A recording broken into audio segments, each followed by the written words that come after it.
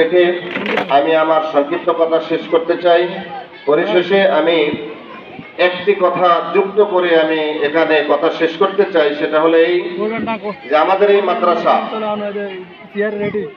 প্রতিষ্ঠার পর থেকে বিভিন্ন রাজনৈতিক দলের ছত্র ছায়ায় এখানে কাজ করার চেষ্টা করেছে, কিন্তু এখানকার মানুষ, এই এলাকার মানুষের সেন্টিমেন্টের উপরে এই মাদ্রাসা কিন্তু পরিচালিত হয়ে আসছে।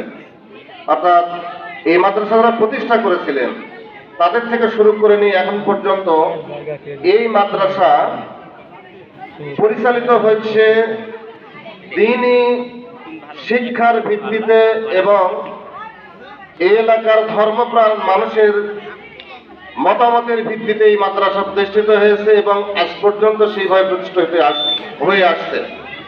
যদিও রাজনৈতিক দলের ছত্রছায়ায় এখানে আধিপত্য বিস্তার করার চেষ্টা অনেকবার করা হয়েছে, কিন্তু তারা নিষ্ফল হয়েছে।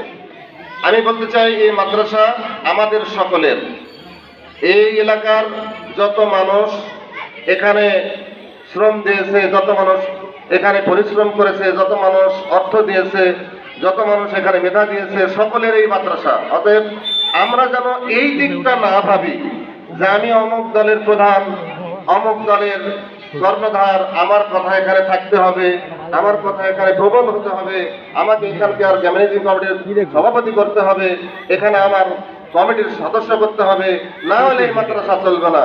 এইরকম ধারণা আমরা যেন কেউ না করি, তাহলে এখানে বিশৃঙ্খলা তৈরি হবে। আমি সকলের প্রতি অনুরোধ করব, এখানে বিভিন্ন দলের লিডার আছেন, বিভিন্ন দলের মতামতের মানুষ আছেন, সকলের প্রতি আমার অনুরোধ করবো এটাই, সেটা হলো এই মাদ্রাসা আমাদের সকলের দায়িত্ব হবে এই মাদ্রাসার কিভাবে কল্যাণ হবে, এই মাদ্রাসার কিভাবে উন্নয়ন হবে, এই মাদ্রাসা থেকে জাতি কি পেল, এই মাদ্রাসার সর্বাঙ্গীন কল্যাণ আমাদের সকলের কামনা করতে হবে। এবং সেই সাথে আমরা যেন সকলেই মিলেমিশে কাঁধে কাঁধ মিলে একসঙ্গে, কে কোন দল করলো এটা বড় কথা নয়, আমরা যেন সকলেই মিলেমিশে এই মাদ্রাসার উন্নয়ন করতে পারি, এই রকম সেন্টিমেন্ট নিয়ে আমরা যেন কাজ করি।